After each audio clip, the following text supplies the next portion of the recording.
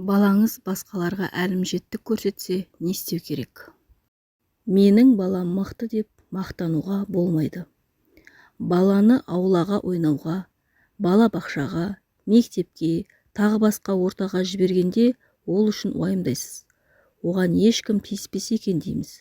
Басқалардан қорғануды, таяқ жеп қалмауды, тиіссе қарап тұрмауды үйретеміз. Алайда сол сәтте менің балам басқаларға әлімжеттік көрсету мүмкін ғой деген ой үнемі келе бермейді. Сәйкесінше ешкімді ұрма, біреудің затын алма деп үйретуде аз. Ол былай тұрсын, өз ұл қызының басқа балалардан күші не мінезі өктем түскенін білген кей ата-ана тіпті менің балам мықты деп мақтаныш ететінін қайтерсің. Ондай әрекеттің дұрыс емес екенін мойындағандардың өзі бірінші кезекте менің балам үйту мүмкін емес, ондайға үйретпеп едік деп ұялып бетін баса қалады. Балалар арасында буллингтің өршіп тұрған мәселе екені айқын. Бұл мәселе жәбірлеуші де бала, жәбірленуші де бала. Сіздің перзентіңіз осы екі кейіпкердің кез келгені болуы мүмкін. Әрине, қарға баласын аппағым дер. Әйткенмен балаңыз агрессор болып шықса, басқаларға әлімжеттік көрсетсе, мұның мықтылық емес, жөнсіздік екеніне көз жұма қарамау керек. Балаңызды мұндай әрекетке жол беруіне өз қатысыңыз бар екенін мойындап, қатемен жұмыс істеу міндетіңіз. Қандай балалар буллерге айналады? Ешқандай тыйым көрмей өскен балалар. Отбасындағы тұрмыстық зорлық-зомбылықтың, әлімжеттіктің куәсіне құрбаны болып өскен балалар. Ата-анасының гиперқамқорлығын көрген балалар. Өзін тым жоғары бағалауға үйренген, өзін шектен тыс жақсы көретін, эгоистігі басым балалар. Қызуқанды аяушылықты білмейтін балалар. Жекпе-жек спорт түрлерімен айналысатын балалар. Өзі де буллинг құрбаны болған балалар. Стресске бейім, аз қамтылған отбасынан шыққан балалар.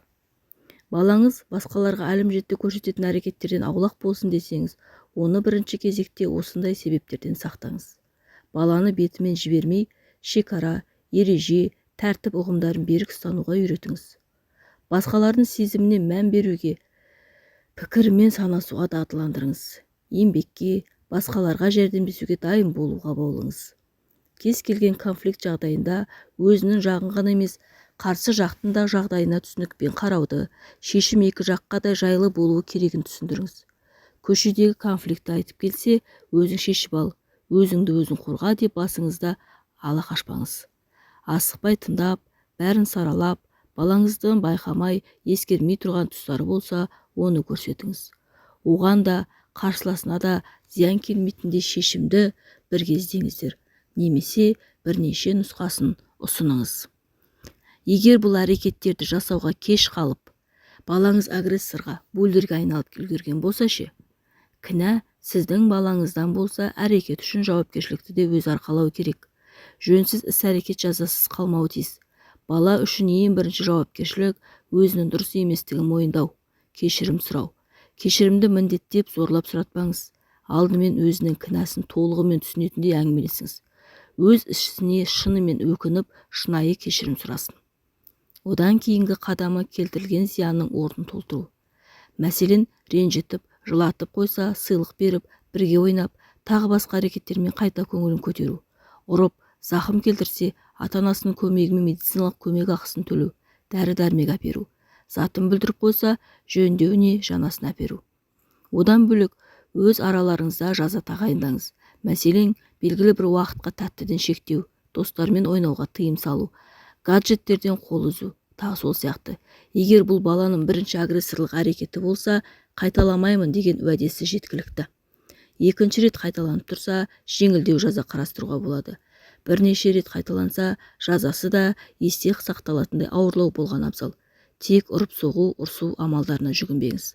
Тыйым салу, шектеу қою, қосымша жүктеме арту сынды жазалар орынды болмақ. Бойындағы агрессиясын, артық энергиясын жұмсайтын іспен шұғылдануына жағдай жасаңыз. Спортпен айналысу, волонтерлер тобына қосылу, үй шаруасына көмектесу, тағы басқа. Уақытын немен қалай өткізіп жатқанын бақылауда ұстаңыз. Атыс, шабыс, қантөгіс, басқа да жаман әрекет, жағымсыз мінездерді көрсететін фильмдер мен ойындарға тыйым салыңыз. Оның орнына жақсы нәрсені насихаттайтын туындылар ұсыныңыз. Балаңызбен жиі әңгімелесіңіз. Мектептегі жаңалықтарын, Достарымен арада болған жағдайларын тыңдаңыз. Айтқысы келмесе жайлап суыртпақтап бірте-бірте үйретіңіз. Дереу дүрсе қойып ұрсуға дайын тұрмасаңыз, түсіністік танысаңыз, ақыл кеңес беріп, өзің барлық жағдайда қолдайтыныңызды білдірсеңіз, бала да ештеңе жасырмай бәрін айтатын болады. Балалар әдетте әлімжеттікті топтасып жасайды. Біреулері көмектеседі, біреулері қолдайды, енді біреулерінің қарсы тұрмай үнсіз қарап тұруының өзі бұлдерге көмек. Осындай көмекші балалардың ата-анасымен байланысқа шығып, түсіндіру жұмыстарын бірге жасауға шақырыңыз. Қатты агрессор достары болса, олармен араласуына тосқауыл қойыңыз. Мұғалімдердің, мамандардан көмек сұраңыз. Мектепте буллинг жайлы, оның зияны туралы, адамгершілік құндылықтар жайында бейнероликтер көрсетіп, семинар, тренинг, тағы басқа шаралар ұйымдастыруға мұрындық болыңыз. Жағдайға еш қатысы жоқ үшінші жақтың адамын көмекке шақырыңыз. Ол атасы, апасы, басқа да жақын адамы бола алады. Тек бала оны жақсы көретін, сыйлайтын тұлға болсын. Дәл орын алған жағдай туралы айтып, айыптап, кінәламай-ақ, жалпылама жақсы және жаман, дұрыс пен бұрыс туралы жиі әңгіме дүкен құрса, сізден сөзден гөрі өтімдірек болуы мүмкін. Агрессия әр адамда болатын құбылыс. Дұрыс дамып келе жатқан балада да міндетті түрде байқалады. Тек соны ауыздықтауды, дұрыс бағытта жұмсауды үйрету керек. Конфликтінде адамдар арасында орын алу қалыпты жағдай. Одан ешқашан ешқайда қашып құтыла алмайсың. Сондықтан конфликті дұрыс шешудің жолдарын үйрету ата-ананың бір парызы. Ата-ананың баланы қорғау қызметі басқа агрессорлардан қорғаумен шектелуі тиіс. Баланы өз агрессиясынан оның өзіне және басқаларға зиян тигізуіне де қорғауды ұмытпаңыз.